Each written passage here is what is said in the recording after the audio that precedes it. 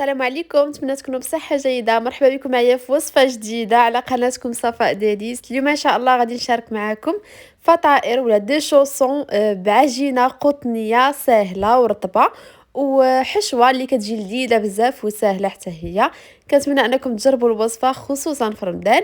هنا خديت مقلة سخونة درت فيها زيت الزيتون، بصلة، فلفلة، الكفتة، وغادي نخليهم شوية كيتشحروا. غادي ندير عليهم صلصة طماطم ديال اولا، غندير عليهم التوابل اللي فيهم ملح، بزار، خرقوم، سكينجبير وتحميره، زيتون خضر مقطع وربيع مقطع. ممكن تزيدوا شويه الهريسه الا كتبغيو الحار. صافي كنحركوهم ونطفيو عليهم نخليهم على جنب كيبردوا.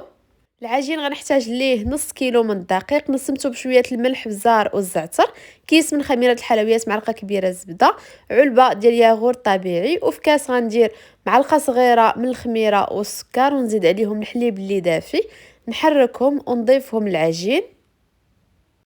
غادي نزيد عليهم 2 معالق كبار من زيت الزيتون، وكنجمع العجينه غير بايديا. الا بغيتو تعجنوها في العجانه تقدروا.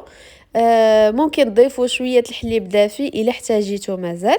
صافي تقريبا احتاجيت واحد الكاس وربع من الحليب على حساب نوع الدقيق اللي استعملته.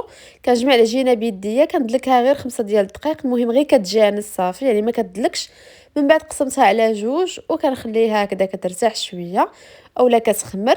من بعد كنسرحها هكذا بالمدلك تكون رقيقه، وكتقطعوها على حساب الحجم اللي بغيتو. ممكن تستعملوا قطاعه ولا غير شي زلافه يعني تقطعوا بها. انا قطعتها يعني صغيره، تقدروا تقطعوها نتوما الحجم اللي بغيتو. العجينه اللي كتكون عندي هكذا زايده فكنجمعها وكنغطيها وكنخليها ترتاح شويه، وحتى هي كنسرحها بنفس الطريقه يعني ما كنضيعوهاش. صافي كناخذ هاد لي شوسون درت فيهم تقريبا واحد معلقه كبيره من الحشوه حيت درتهم صغار. كنسد مزيان هكذا الجناب، نقطع العجينه اللي كتكون عندي زايده هكذا بالقطع ديال البيتزا ولا غير موس. ومن بعد ما كنوضعهم هكذا في لاطه ديال الفران، كندهنهم بصفر بيضاء مع شويه الصلصه الحاره.